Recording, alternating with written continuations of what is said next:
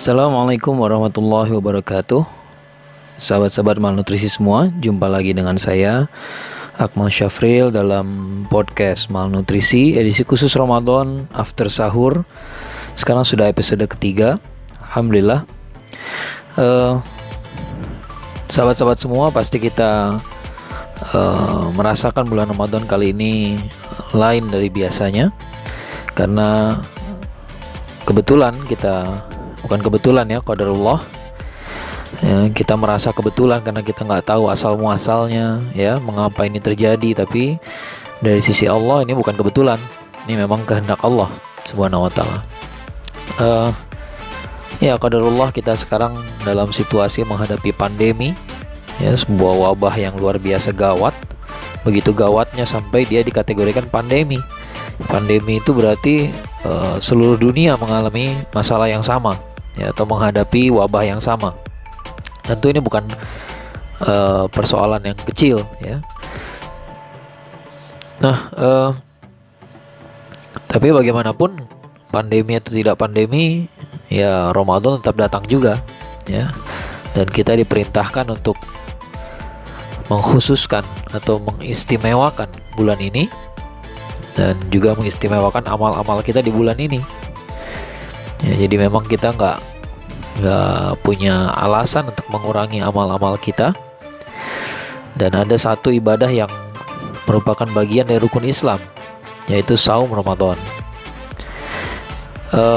Yang namanya rukun, kalau satu runtuh maka runtuh semua ya. Misalnya rukun sholat, salah satunya adalah baca Al-Fatihah. Nah, kalau kita baca surat Al-Baqarah sekalipun biarpun panjang, tapi lupa baca Al-Fatihah, maka sholatnya harus diulang ya. Oleh karena itu saum Ramadan ini juga udah pasti suatu hal yang sangat penting sekali bagi kita. Tapi qadarullah, sekali lagi kita harus menghadapinya dalam situasi pandemi, situasi yang tidak ideal, yang tidak kita sukai, yang mungkin mengganggu kenyamanan kita. Kita nggak bisa sholat 5 waktu ke masjid, kita nggak bisa sholat tarawih di masjid, kelihatannya kita juga nggak akan bisa itikaf atau sholat id bahkan ya. Tapi bagaimanapun ya, the show must go on ya. Ya, kalau pertunjukan aja harus jalan terus, apalagi Ramadan juga harus jalan terus ya, nggak bisa berhenti. Nah, sahabat-sahabat semua, mungkin banyak di antara kita yang merasa gelisah gitu ya, karena perkembangan terkini ya. Mengapa kita harus mengalami semua ini? Mengapa harus Ramadan ini diganggu oleh pandemi ya? Mengapa sih harus semua ini harus terjadi gitu ya? Ya, mungkin kita nggak akan pernah mendapatkan jawaban utuhnya ya, tapi disitulah peranan iman ya, karena kita merasa aman bersama Allah ya. Kok bisa sih merasa aman tapi nggak tahu jawabannya gitu ya? Apakah ini kadang-kadang orang menganggap beragama tuh membuat orang menjadi tidak ilmiah atau tidak intelek gitu ya, karena tidak tahu tapi kok yakin ya, nggak tahu tapi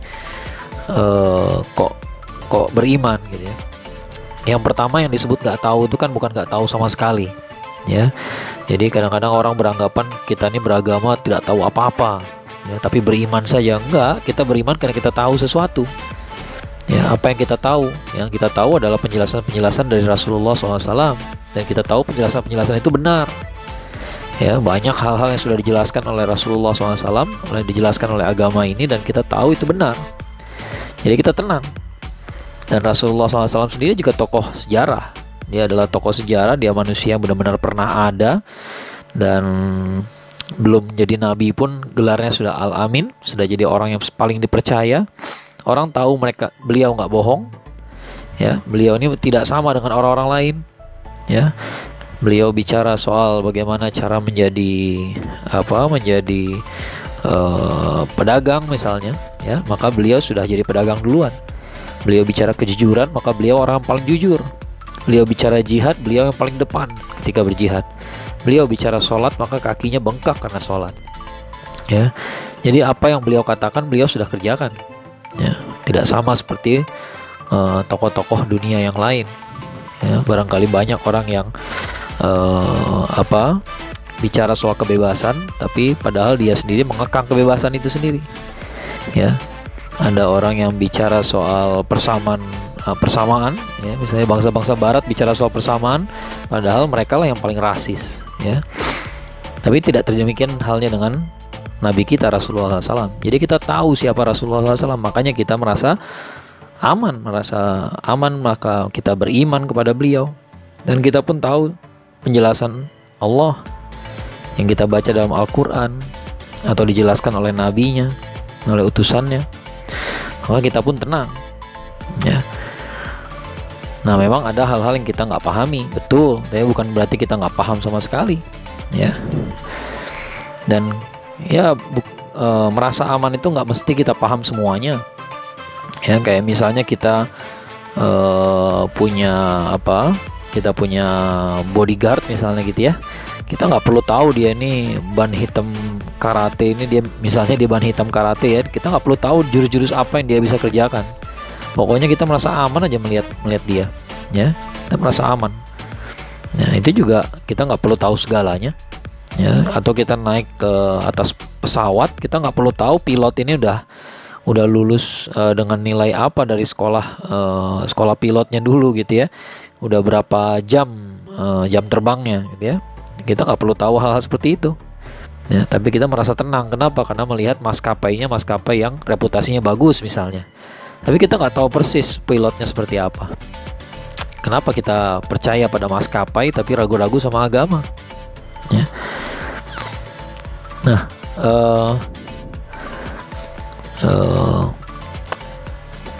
atau mungkin juga analogi lain, ya, bisa jadi sama seperti kita waktu kita kecil dulu, kita diajak jalan-jalan sama orang tua, sama ayah kita, ya, diajak jalan-jalan kemana gitu, ya. Lalu kita senang, kita langsung masuk ke mobil aja, ya.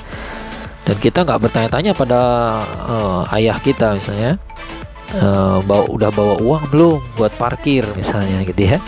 Kemudian nanti di sana makan siangnya di mana gitu, ya. Kita nggak bahas itu. Kenapa? Karena kita percaya sama orang tua kita, ya, nggak bakal ditelantarin, ya. Nah, kalau sama orang tua aja saja percaya, kenapa sama Allah nggak percaya, ya? Jadi kita ini sudah merasa aman dengan Allah Subhanahu wa Ta'ala, dan oleh karena itu kita juga merasa aman dengan takdir yang Allah berikan. Bukan berarti kita merasa hebat, merasa kuat, ya, tapi karena kita merasa bersama Allah, ya. Kita kalau tanpa Allah kita nggak kuat, ya. Tapi kalau bersama Allah selalu ada harapan. Apa sih sisi baik dari pandemi ini? Atau mungkin sebelum itu saya ingin katakan sebuah ayat atau dua ayat yang saya rasa sudah banyak yang menghafalnya, di surat Al-Insyirah, ya. Fa inna ma'al usri yusra, inna ma'al usri yusra. Ya, sesungguhnya setiap ada kesulitan selalu ada kemudahan, ya. Dan diulangi lagi, sesungguhnya bersama kesulitan selalu ada kemudahan. Sekarang kesulitannya udah jelas, pandemi, nah, fix, ya, itulah kesulitannya. Lalu kemudahannya apa? Ya, apa sih kemudahannya? Apa sih peluang yang bisa kita lakukan di sini? Ya, nah, ulama-ulama zaman dulu, bukan lingkungan zaman dulu aja sih, ya. Ulama-ulama dari masa ke masa, ya, pasti mereka yang paling memahami ayat-ayat seperti ini. Oleh karena itu kita lihat ulama-ulama tidak pernah mentok, ya. Buya Hamka misalnya masuk penjara 2 tahun tanpa diadili sama sekali. Tuduhannya macam-macam, gak ada yang terbukti.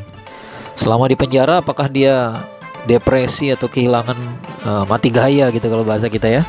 Enggak, ya. Ternyata masa-masa di penjaranya beliau manfaatkan. Dalam pendahuluan tafsir Al-Azhar beliau jelaskan, selama 2 tahun di penjara itu beliau bisa 100 kali khatam Quran. Artinya setiap 7 hari khatam Quran. Beliau bisa setiap malam qiyamul lail, bisa banyak-banyak saum sunnah, ya, sholatnya dibanyakin. Wah, pokoknya beliau bisa berpuas-puas bermunajat dengan Allah Subhanahu wa Ta'ala.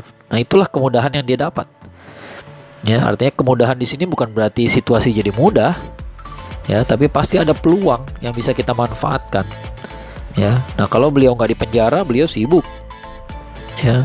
Diceritakan bahwa rumah beliau itu selalu ramai bukan selalu ramai, ya, selalu didatangi orang datang berkonsultasi. Oh, ulama besar begitu, Selalu ada yang nanya urusan hidupnya seperti apa, gimana solusinya.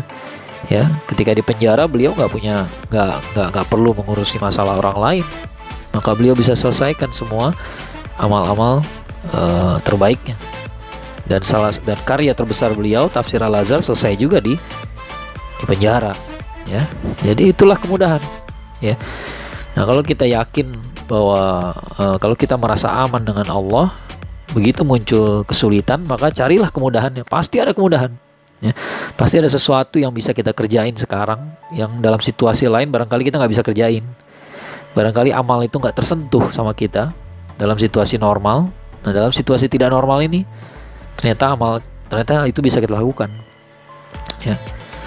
Nah, sekarang kita harus stay at home, di rumah aja, nggak bisa kemana-mana, work from home. Ya, kita kerja di rumah, digangguin anak, ya. Digangguin kakak adik, bantu orang tua, ya. Apa sih hikmah dari kita harus di rumah ini, ya? Nah, bagi para orang tua, bagi yang sudah punya anak, ya, ada guru saya almarhum Ustadz Suhairi Ilyas. Beliau pernah mengatakan, ya kata-kata mutiara beliau, salah satu kata-kata mutiara beliau yang saya ingat, ya. Beliau mengatakan bahwa banyak guru yang sukses mendidik anak orang tapi gagal mendidik anak sendiri. Kenapa? Karena ketika mendidik anak orang, waktunya dialokasikan, kurikulumnya dijaga, evaluasinya berkala. Tapi ketika mendidik anak sendiri, waktu seadanya, waktu yang tersisa, kurikulum seingatnya, evaluasi kalau sudah rusak. Ketika terjadi kerusakan, ketika tiba-tiba anak terlibat dalam tawuran, tiba-tiba anak membawa narkoba, barulah panik dan evaluasi. Padahal ketika ngurusin anak orang nggak begitu, evaluasinya betul-betul rapi, ya. Nah, ini banyak yang mengalami hal seperti ini. Nah, mungkin sekarang inilah saat-saatnya ketika para orang tua kembali memperhatikan hak-hak anaknya. Sekarang kita di rumah terus, kita diganggu oleh anak kita terus, barangkali kita kerasa dijailin terus, digerecokin terus, ya. Tapi di sisi lain coba pikirkan, kapan lagi kita punya waktu memperhatikan mereka seintens ini, ya? Kapan lagi? Ya, mungkin mereka mengganggu itu juga karena sayang.